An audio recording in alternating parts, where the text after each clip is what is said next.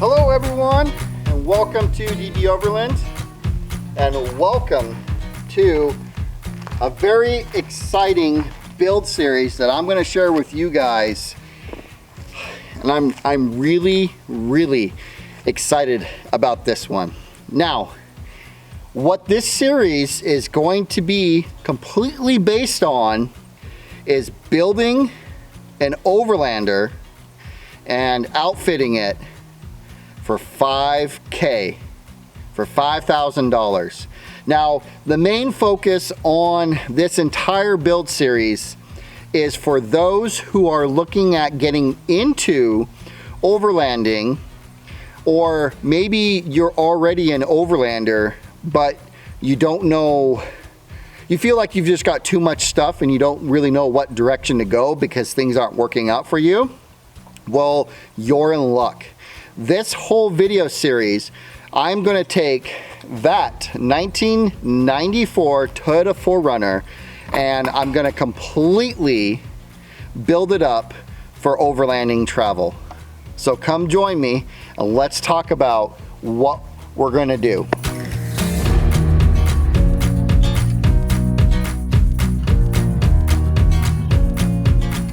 So, where to start? Social media, and I'm a little bit to blame here as well, because I am social media. They just bombard you with product for, like, if you're getting into overlanding, you're going to be bombarded with so much product. Where do you start, right? I need this vehicle, I need this bumper, I need this camping equipment, I need. And you don't have to have an Instagram build to go out and adventure. You don't. I just did a trip not too long ago in my 1981 Toyota pickup, two-wheel drive, and I had an amazing time. So, let's say Grandpa gave you his old vehicle because he no longer can drive, or let's say you already have a vehicle. We're going to talk about how you can equip the current vehicle to go out and have an amazing adventure. Now, I'm going to break it down, and everything that I am currently, everything that I'm going to use on this build, I'm going to have it listed down in the description. So if you're completely new and you're wanting to get into the overlanding community, which I highly recommend, it is an amazing community. All the things that I'm going to use will be available, so that will help you with getting started. Now, does it really matter about vehicles? No, it really doesn't. There is a few things that you do need to keep in mind when building an Overlander. Now, if you're going to do nothing but highway and gravel roads, Subaru Forester, why not? Rock it. But if you're looking to get more off the beaten path, then you are going to need something that is four-wheel drive. Not all-wheel drive, but four-wheel drive. Also, you're going to want something that has the ability to go into low range. High range is just too much, and if you have a vehicle that only has high range, you're going to do some damage, as far as you're going to overwork the engine and you're going to overwork the transmission. Now, also keep in mind that if you're in the market for a vehicle, look for things that are supported quite heavily by aftermarket companies. Now, the reason why I say that is because it's going to be a lot easier to find parts on Facebook Marketplace, yep, we're gonna do a lot of this stuff with secondhand, because there's nothing wrong with secondhand. So if you're perfectly fine with buying everything brand new, okay, that's fine. This video series may not quite be for you, but you want to find a vehicle that has a large support behind it, because you'll be able to find stuff a lot easier.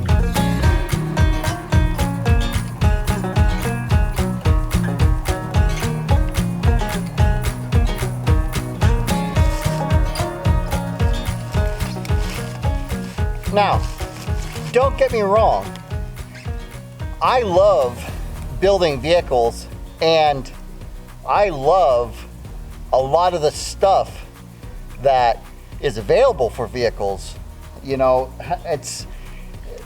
it is really cool, you know, seeing your vehicle fully equipped with max tracks and the roof rack and the bumpers and, you know, just all that kit and that gear. But you don't actually have to have that stuff to go out and adventure, because unfortunately marketing and social media has basically kind of made overlanding all about the equipment and the vehicle. Now, with overlanding, it's about the adventuring. We build these vehicles, and yes, they're quite amazing vehicles, and I love building vehicles. They're just tools to get us out into these remote places to experience and to witness the amazing things that are on this planet. So, do you have to have everything to go out adventuring? No. Now, to a point, you are going to have to start changing some things to the vehicles to allow you to get into more remote places. That is a fact. But that's where I'm going to show you guys how you can do it on a budget and have a vehicle that looks just as cool as some of these Instagram builds and posts.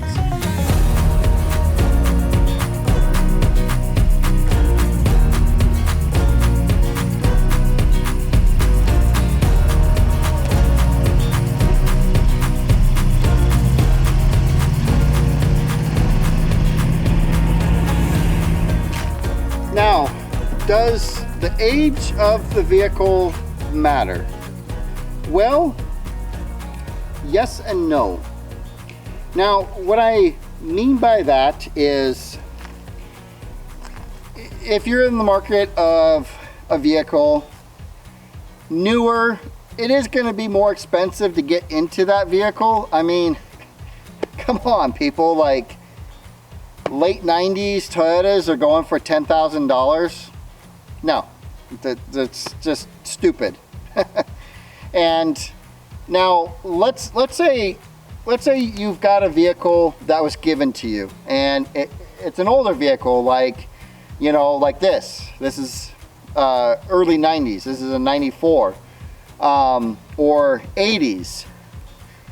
That's perfectly fine, because actually the older the vehicle, the more reliable it is going to be, as in like the electronics and stuff like that. What really scares me about newer vehicles is how much electronics they throw into that vehicle, and there's so many things that can affect it. I was messing around with my 2007 Toyota Tacoma, and I accidentally wired my trailer plug wrong, and I plugged it in and it popped a whole bunch of fuses. Well, my vehicle would not run because it popped a couple of fuses just from the stinking trailer. You do that on a vehicle like this, it's not going to do that. How do I know? Because I've done it. So that's kind of why I like older stuff per se to travel in. Yes, some of the stuff is smaller and whatnot, and they don't have as much feature comforts, but when I travel, I like to be connected to the outdoors. I like to be connected to the road. So older stuff, I feel more connected to the adventure. And I don't know, that's just me, you know. Like I have that 1981 Toyota pickup that I was telling you about, that I'm planning on building it to travel around the world. Now, if you go back too far, like let's say you have a 1970s Chevy or Ford truck, SUV, you know, we're going to get to a point where parts are going to get harder to find. Now, with the 80s and the 90s Toyotas, you can get those parts relatively easy still. But depending on what vehicle you want to get, make sure that parts are going to be available. Because here's the thing, when we travel and we have an issue, we need to be able to get those parts at a parts store. Now, they may not have your particular part in the store that you stopped in, but it's only going to take maybe a day, 2 at the most, to get the part to the location. If you have a very rare or exotic vehicle that you want to travel in, like just Land Rover, let's say. Now, there's nothing wrong with the older ones. They're cool. They're really cool. But just as an example, those parts aren't going to be right off the shelf, or they're going to be much harder to get, and you may have to wait a week to get those parts in. So just keep in mind that when you are looking at purchasing a vehicle, or if someone is like, if you have acquired one, or if you already have one, you know, like somebody from the family gifted you a vehicle, or you've already got a vehicle that you think would work, just go on, like there's plenty of forums out there of builds, and you can get a really good grasp of what vehicles are very popular. Now, here's an oddball that I really like. The old Nissans, the old square bodies. I think they're awesome trucks, especially when you start going into the early 80s. Those are really cool trucks, and actually I would love to build one. Parts they're available. They're in the parts stores. You never see them out on the road. Why not? They're an amazing vehicle. You go over to like Australia and you got the battle of Nissan and Toyota. So there's just as an example. So as far as age wise, it's up to you on how new you want to go, but just keep in mind, if you like the older stuff like I do, look to see how relatively available the parts are.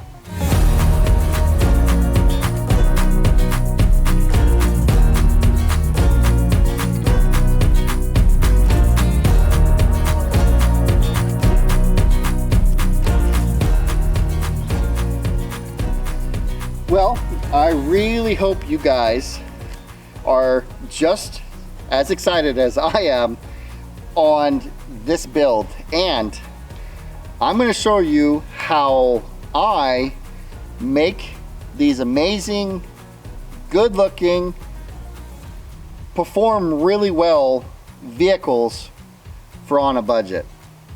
I'm gonna share my secret with you guys. Now, if you are a DIY person, this is gonna be right up your alley.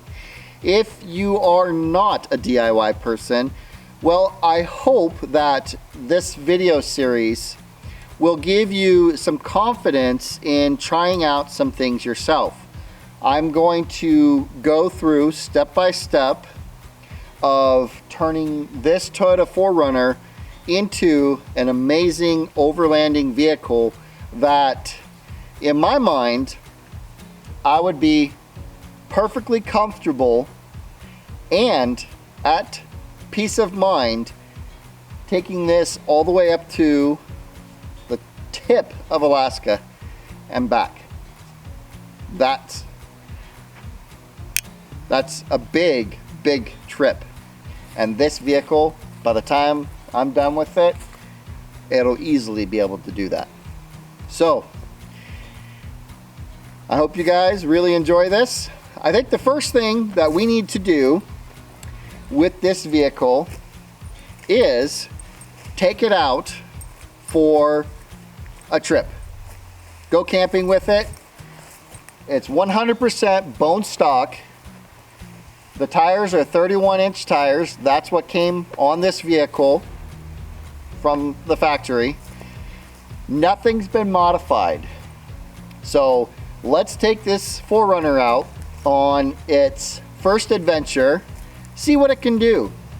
Talk about what camping equipment that I'm bringing, and then we can start looking at where we need to modify things. I think that's the first thing we need to do. Well guys, I hope you enjoyed this video. Don't forget to subscribe. You're not gonna wanna miss this build series. It's gonna be so exciting. And until next time, we'll see you guys out on the trail.